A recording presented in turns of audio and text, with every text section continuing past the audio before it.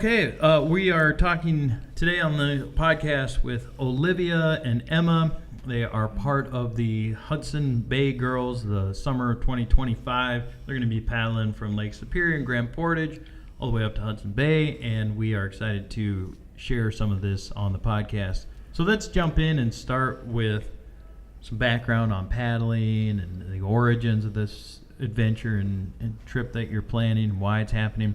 Let's start with you, Olivia, and tell us some of your experiences with paddling and why you're interested in doing this.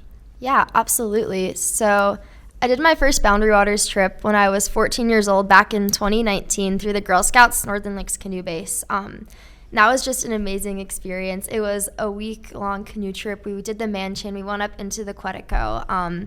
That was really just like the first time I had just been like in the wilderness, done an intense trip like that. And I just absolutely loved it. So I came back to that program and I did like a guide and training program to like prepare you for guiding. I did that for 2 years and then I guided with them for another year. And then I went over to Northern Tier, the Boy Scout base, and I guided with them just last year. And yeah, I've also like paddled the Green and Colorado rivers on an outward bound like gap semester trip. And yeah, I paddled the New River in Virginia where I go to school as well. So you got some paddling credentials. For sure. And when were you up at Cache Bay and going through the falls or man chain up in there? Did you go through Cache Bay when you went I in? think we popped out just south of Cache Bay. We came out right where Otter Track feeds into Knife. I gotcha. All right. Yeah, cool. And I should also say there are two others involved with this expedition, and we'll be hearing from them later in the episode, so hang around. It's the four of you that are the Hudson Bay Girls. Yes. All right. So, Emma, let's talk about you and some of your paddling and your experience getting into something like this. Yeah, so I grew up in Maine and was basically paddling since I was old enough to sit up. My dad is an avid canoeer and would take my brother and I out, and we'd sit side by side in a bow seat. And we'd each have our very useless paddle because we were too small to be actually helpful. But I've been growing up, I grew up in southern Maine, but we did a lot of trips out up through northern Maine and through ocean canoeing and rivers and lakes. I heard about the opportunity out in Ely, Minnesota for the Boy Scout base and took a job up there and guided for a year. And then the next year I was training the guides and also doing trail work for them. Yeah, cool. So, what's it like in Maine? What's the lake scene or paddling scene like? Is there portaging and that type of stuff? So we did mostly rivers because that's what's in southern Maine. So we would do a lot of river paddling. We go up north and do whitewater. I did a bunch with my Girl Scout troop. We would go and do a couple days in the woods. Yeah, cool. Paddling, but yeah. Okay. So are you all friends, or what's the association between the two of you and then the larger four of you? So Abby and Olivia met through the Girl Scout base. Yeah, and then we both guided 2 years ago during our first season as guides. We did a 7-day trip in the Canoecopia together, and then we did a 10-day trip together just afterwards. So yeah, we got really close through that, and we found that we work really well together. And then yeah, both Abby and I went to Northern Tier last summer to guide. Then Abby met Emma, and then I met Emma, and yeah, they were just a really cool person who was interested in a long paddling expedition. So we grew pretty close from there, and then we became a trio that summer. Mm-hmm. All right, yeah. And then we decided we were going to do this trip, and we're like, we need a fourth person so we can do 2 canoes. And Olivia's boss is friends with Helena's boss, which is how we met Helena. And we brought her in. Was like a perfect we clicked like the first day, and it was wonderful. I think we've all become pretty good friends, and we're gonna test that this summer. All right. For sure. And so you're guiding people on week-long trips in Quetico, sounds like. Yes. And who is it that you're guiding? Boy Scouts. So for a normal like trip, it would be typically 6 scouts. The 7 and 8 would be your 2 advisors, and then the 9th would be you. So your advisors are adult leaders that come with the scouts. And then what I was doing this summer was I was taking out a group of 7 scouts that came from all over. So they were OA kids, or Order of the Arrow. And I was their adult medical support, all the things. Mm-hmm. I was the responsible adult for the trip. So I see, yeah. All right. And how old is the group here? Like, what's the average age or the age of you?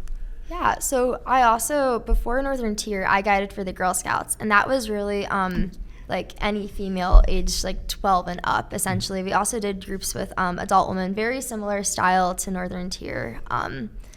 What about you? Like, how old are the both of you? I'm 20. I'm 21. All right, yeah.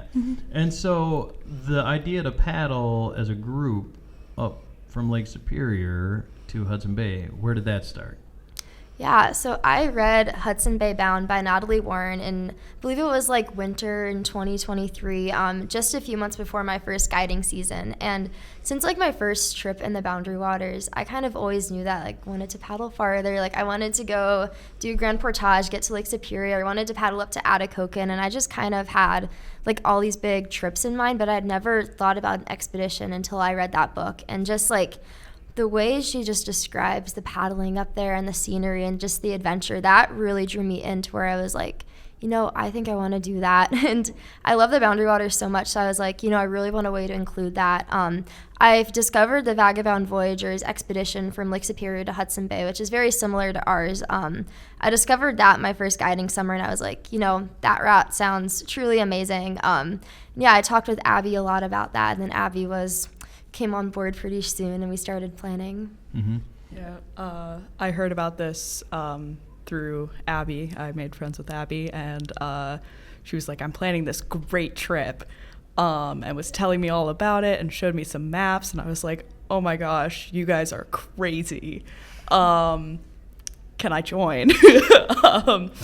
And yeah, I hadn't heard of Natalie Warren. I hadn't heard of the Vagabond Voyageurs. I hadn't considered this as an option until I was chatting with these 2 lovely people, and I was like, oh my gosh, All right, yeah. that sounds fun. Yeah, I get that part, like that it originated and they're doing it, and you can kind of feel the enthusiasm from them. That part makes sense, but the origin still tell me more, Olivia. It seems like you maybe got the wheels in motion on some of this. So when you're reading Natalie's book, and Natalie's been on talking with us on Paddle and Portage recently about you and other paddling things in her world.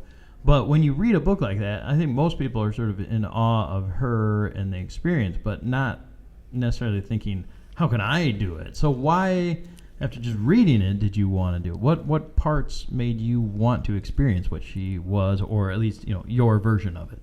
Yeah, so I think just because I had my first paddling and my first wilderness experiences with the Girl Scouts, surrounded by all these amazing strong women that were my guides, were my mentors, were teaching me everything I knew, that really from a young age made me realize that I am capable, and made me want to do more. It just made me never think oh, I can't do that. It just made me think oh, I will do that one day. It kind of just really shifted my mindset. So when I read about Natalie and Anne and how they were the first 2 women to paddle that, I guess I just realized that could be me, and that sounds amazing. And yeah, I just realized what Natalie was for me, I would love to be able to be that for younger generations of women, younger generations of paddlers and adventurers. And yeah, I just didn't want to hold myself back. I didn't want to think I wasn't capable, because I know I am, because all the women around me, just up north canoeing, always were so capable.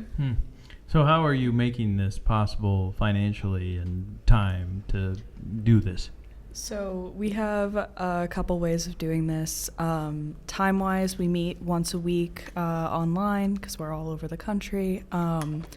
And meet up, go over what we've done that week, and kind of set a schedule for what we're going to do next week. So, like, make a couple posts, reach out to a couple people for sponsors, and, like, that sort of stuff. So we are, like, partnered with a couple people and sponsored by, so we've gotten a lot of gear sponsored, so gifted to us.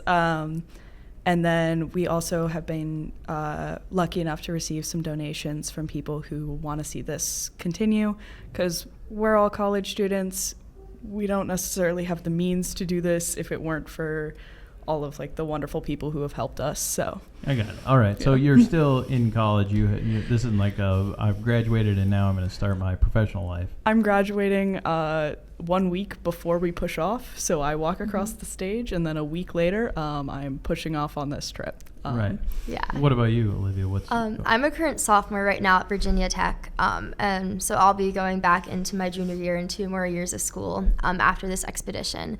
But yeah, half of us are graduating, and then the other half of us have a few more years of our undergrad. All right. And how does this trip and even the idea of pushing your limits physically, mentally, the things that go into an expedition like this, how does that fit into your larger trajectory of what you want to do professionally or with your lives when you're done with school and this trip and so forth? Yeah. So I definitely have been thinking about, like, what I want to do for my future. I know, like, after I graduate college, I want to take a few months and I want to hike the Pacific Crest Trail, because, like, I also love backpacking. I think it's just, like, amazing to get to be out in the woods and just, like, walking towards your goal. So yeah, I kind of, like, tend to gravitate towards just, like, large trips, not for just, like, the sake of, like, oh, I did X amount of miles and X amount of days, just more to see, like, just more for the journey, you know, just to, like, see the land change, like, just have, like, an adventure like that. Yeah, I'd love to work as an outdoor instructor, hoping I can become a NOLS instructor, but we'll see. And yeah, in the larger frame of things, I definitely want to keep adventuring, expeditioning. Emma and I have jokingly not joked about some other really cool paddling routes for our potential futures, so yeah. I mean, I think back to when I graduated from the University of Montana, Missoula, and I had done some cool things like the Green River and backpacked around Montana and stuff. But when I graduated, my parents were basically like, get a job, kid, and not like, go live your life and hike and paddle. So how are you managing to pull these things off in this way? Even from the sense of, like, your family supporting it, basically. Not financially, but, like, the idea of it. Yeah. So my family has always kind of understood that I'm not going to take, like, a traditional path. That's never really been in the cards for me. I am able to support myself through, like, the adventures I want to do, because I am a certified welder. So I do welding and fabricating as my job outside of this, and probably what I'm going to be doing after this trip, just to rebuild the savings account. But I am also an artist, so it's not likely that I'm going to be doing the job that I'm going to get paid for. Is probably not necessarily the job that I'm going to, like, I work to have experiences. I don't work to be at work. Yeah. So I'm probably going to be welding for a little while, and then I'd like to do some outdoor education. I'd love to work with like teens and young adults and teaching them how to, like, exist in the world, in the woods, how to do that in a safe and less impactful on the environment way. But I also have my fallback of just welding for a little while, building that up, and then wandering. So Nice. All right. Yeah, cool. Yeah. Yeah, I know for myself, when I first told my parents about this, they kind of thought because I talk a lot about all these big things. I'm also, like, an ultra marathoner, so they'll hear me be like, oh yeah, I'm gonna do, like, a 50-miler soon, hopefully, and all this stuff. So they're kind of used to me telling them about these, like, seemingly crazy, you know, far off goals. But yeah, I know when I told them at first, they kind of didn't quite understand, but they've come around a lot, and now they're pretty excited and they're pretty eager for this as well. Yeah, I would say like all of our parents have some way of supporting us. Like a lot of them are like working on our food. They're like working on helping getting us like sponsors, talking with their friends. So yeah, they definitely have become more excited as we've like gotten closer. Yeah, they're seeing that it's a real thing, and you're doing it, and you're organizing it. You've got support from people like Natalie Warren, and that we're interested in for sure, and those types of things that make it a little more real, and that they can see people like Natalie. I also spoke with somebody named Tessa Larson, who went at a wilderness canoe base and did a similar route just from like Seagull Sag area. Yeah. So there's like, this can be done. I mean, it's not like this is that crazy, but it's pretty crazy. Yeah. But it's not like unfathomable or just there's nobody else. Hopefully your family and other friends and so forth, supporters, can see that you got the credentials as you both listed in your paddling backgrounds, as well as determination. It does not seem to be lacking at all. So let's talk just about some of the fears, concerns that you have at this point, as it gets closer to either logistically or safety, any of these things that maybe sort of like just give you a bit of an anxious feeling when you think about doing this.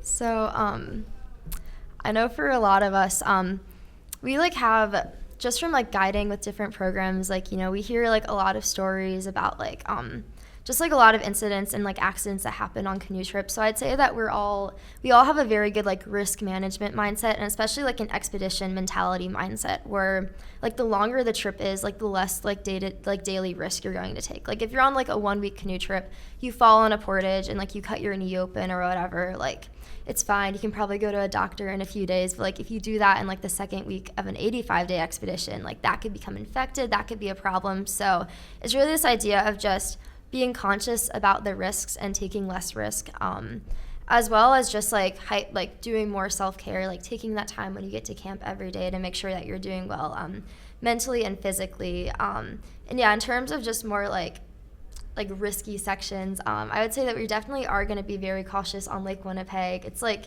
the 10th largest lake in the world with an average depth of 40 feet. So really any amount of wind can just make those swells quite significant. So we'll be getting up at 3 a.m., doing some very early morning paddles up that lake to try to avoid the wind. And yeah, the last few days of our expedition, we will be in polar bear territory as well. So we've been doing a lot of research, and we will bring like different methods of bear protection, and we will know how to use them. All right. Emma, what are some things that give you concern?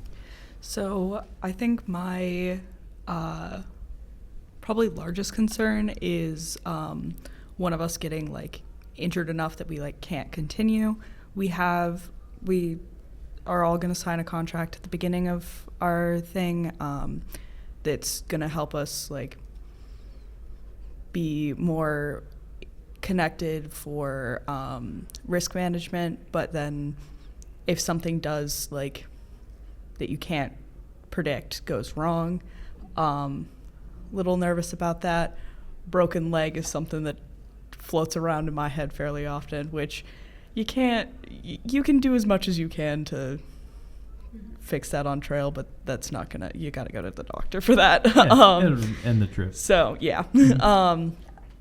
But honestly, a lot of that we have like prepped for. We have an extensive first aid kit. We have actually an EMT on trail with us, and 2 woofer.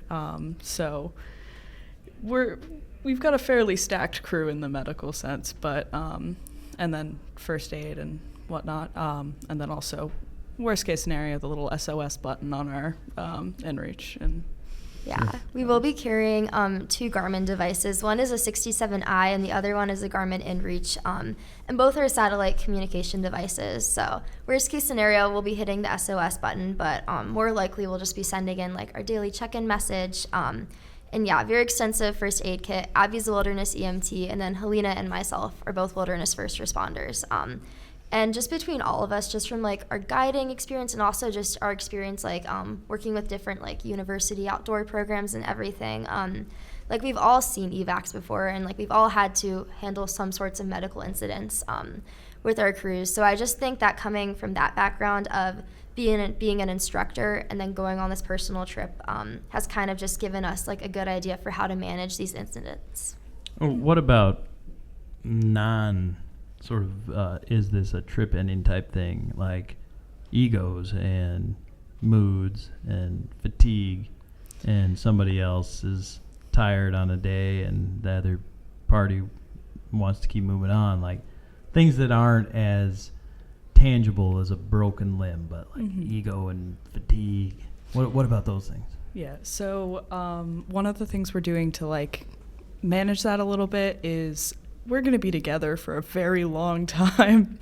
So Abby and Olivia brought the name Turtle Time, which would be when you get into camp, you just spend a little bit of time away, like not necessarily like far separate from each other, but like not necessarily talking to each other for a little bit, just to like take a little moment for yourself and like go, oh, I needed this, like I needed to take a nap, I needed to do this, and this. And then there's gonna be bad days. We understand that. I think we're gonna do more of like if it's a week of bad days, we take a moment and go, okay, what's the root cause of this? And like day to day, just trying to figure out, is it like checking in with yourself and going, am I hungry, tired, cold, soaking wet? Like what's going on here? And just kind of figuring that out on a personal level. And then also I hope we have the point that we're all comfortable enough to go, hey, you're being kind of a pain, stop. And you can curse on this podcast if you feel so inclined. Great. I wasn't sure. Yeah.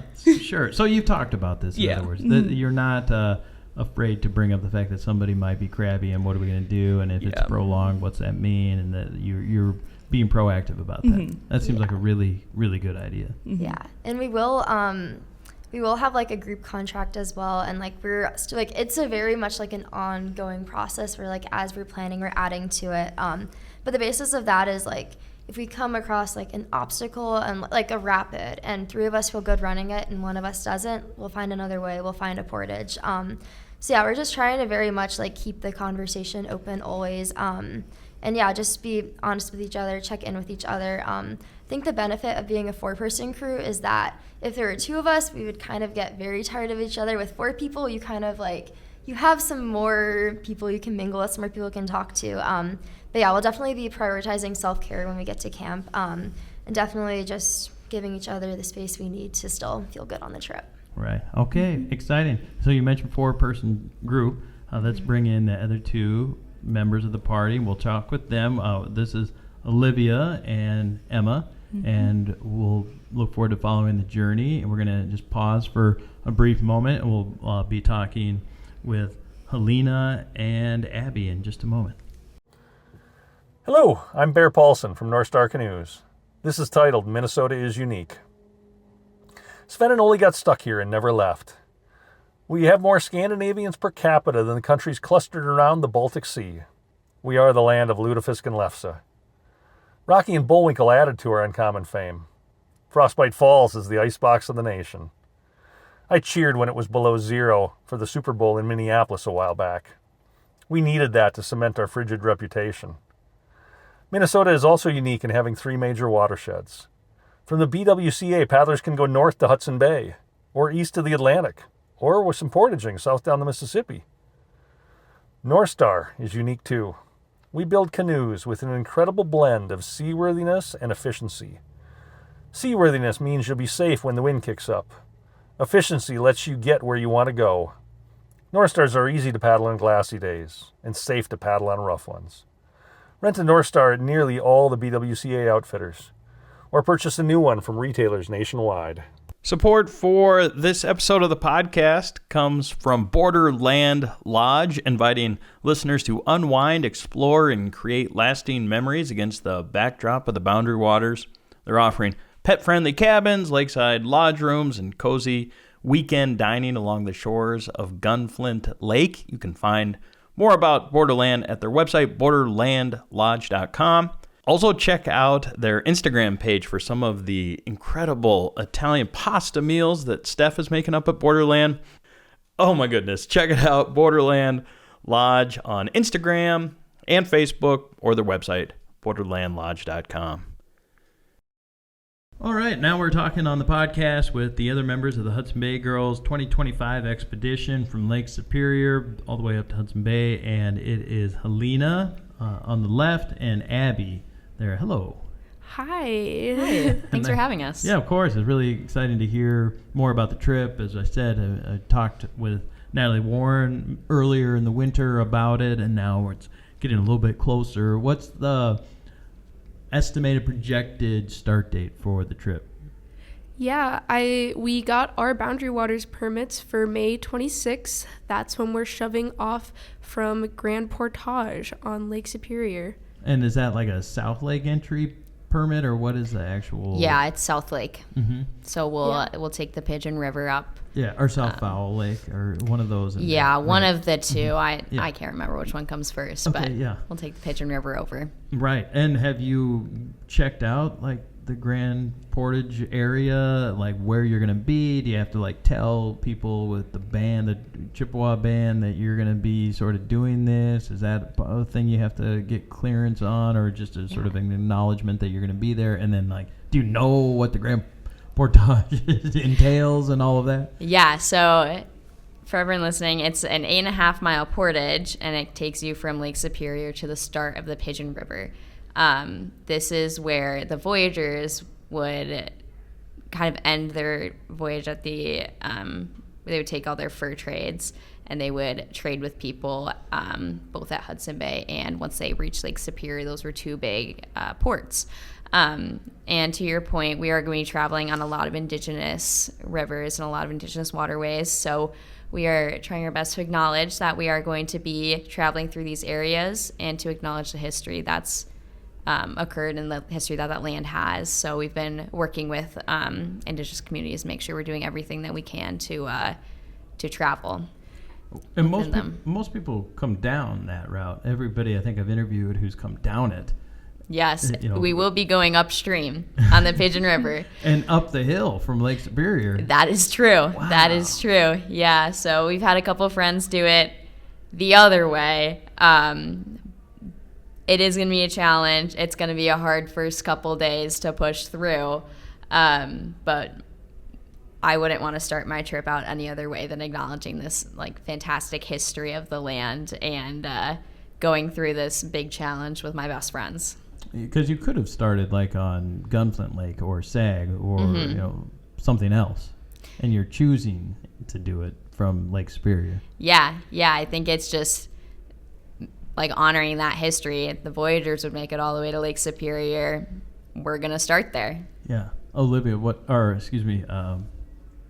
Helena, what type of canoes are you all bringing?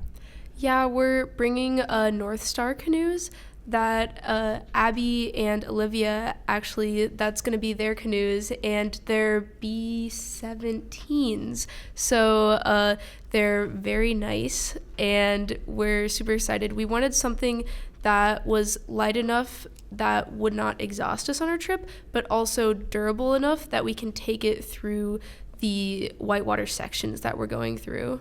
Right, and you're prepared to repair. You're prepared to repair. Yes. Yeah. So at Northern Tier, we actually worked with the son of Charlie Thompson. He created the B-17. He works for North Star. So we spent time talking with him, talking about what are the different canoe types that North Star has, which ones would be best suited, and obviously how to repair them if something happens on trail. So. Yeah. All right. And what type of packs are you bringing on this? Yeah, I think the main type of big pack I'll talk about are the Ostrom packs that they reached out to us actually, and they wanted to support us, and we got to have a great conversation about kind of their relationship with the Boundary Waters, them wanting to support people doing expeditions like us, and those are kind of the big people that we want to shout out when we're talking about packs. I don't know if Abby has anything to add. Yeah. So Ostrom's been around for a while. We're very grateful that they're sponsoring our packs. besides like our portage packs, we're gonna be bringing some blue barrels for our food. Are those dry bags that they're giving you, or are they? So they're more similar to like a Duluth pack. The way they make it though is with a frame, so it's I'd say it's a hybrid between a Duluth pack and a backpacking pack. So it kind of sits the weight on your hips, but it is not waterproof. It is not a dry bag, so we're still gonna be packing in our pack liners and our dry bags.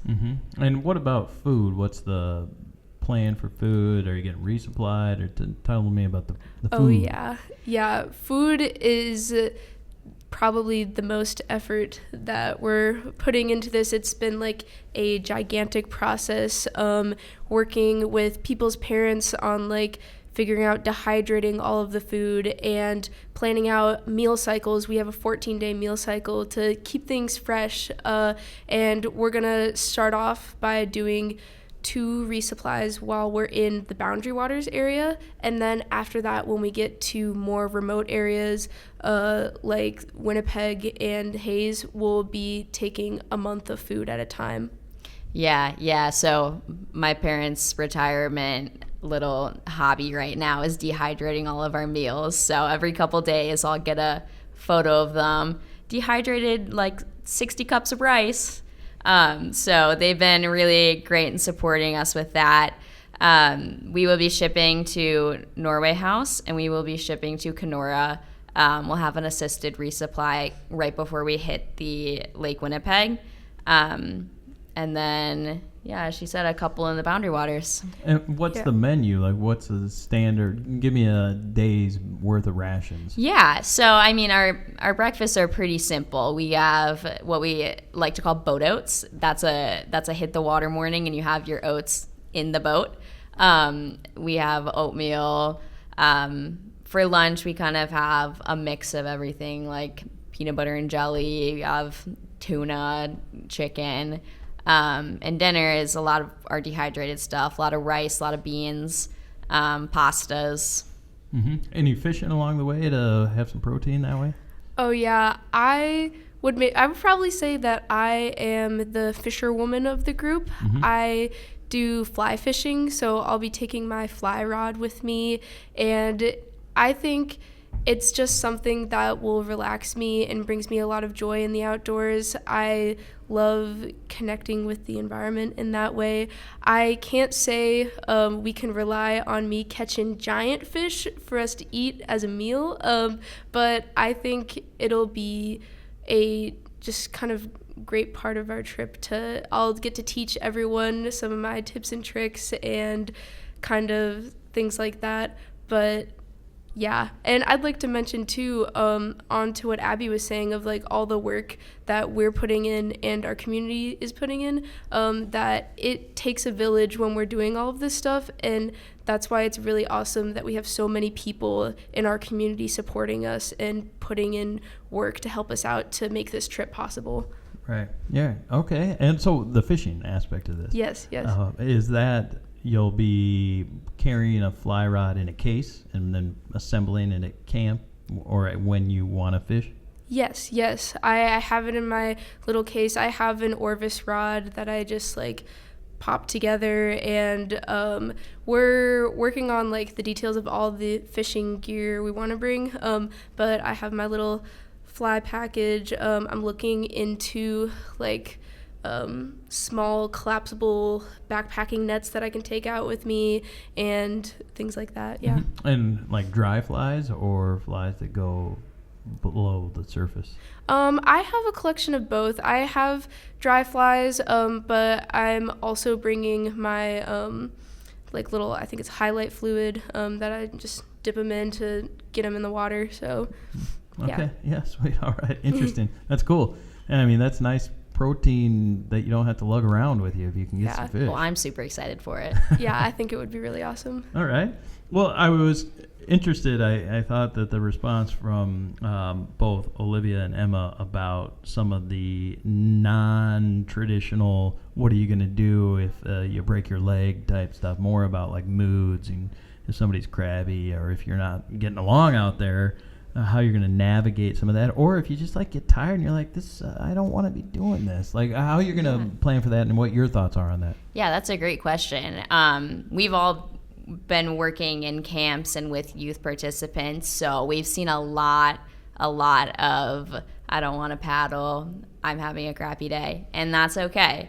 Everyone has shitty days. But with that, we've learned how to work together and work with our co-guides. And I guess on this trip, we're all kind of the same level.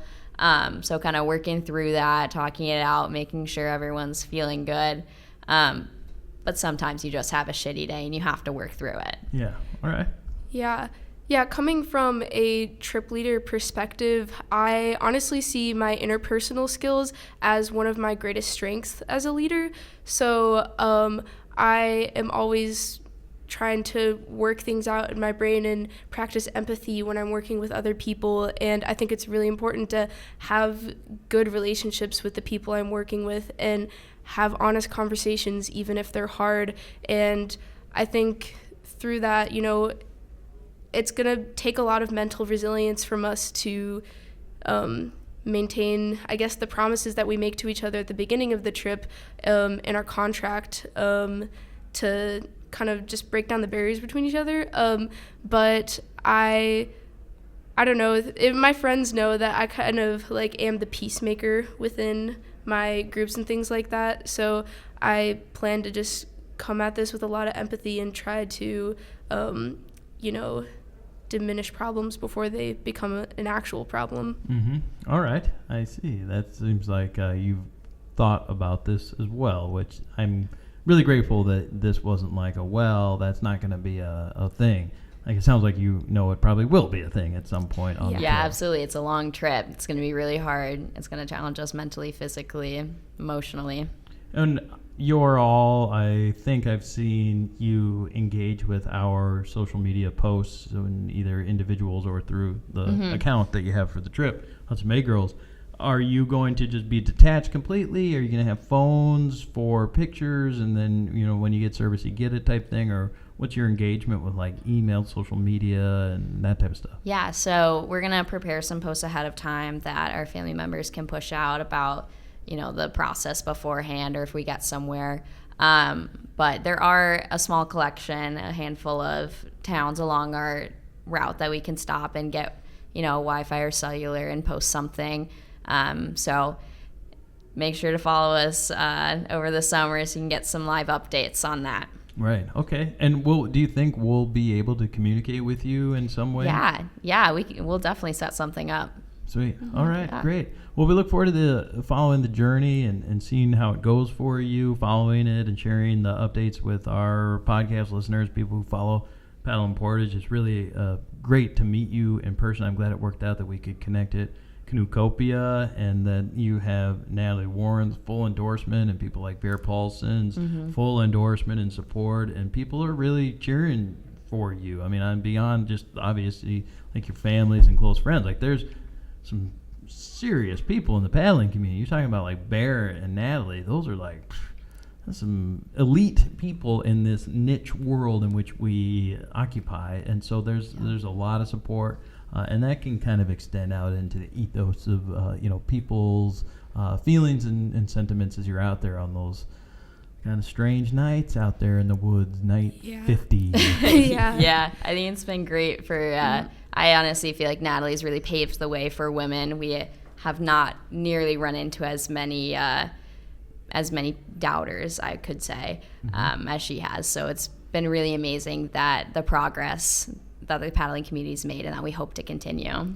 Yeah, and we're so grateful to have them uplifting us, to have organizations like the Paddle and Portage uplifting us, and we think it sends an important message to other young women like us who are trying to do things like this. We want to see more groups of people who look like us getting out there on the water. That's, at the end of the day, if we can convince one person that yes, I can do this, that would make it all worth it. Great. All right. Fantastic. Well, thanks for carving out some time here at this expo and chatting with us. We'll start following you in May, and we'll take it from there.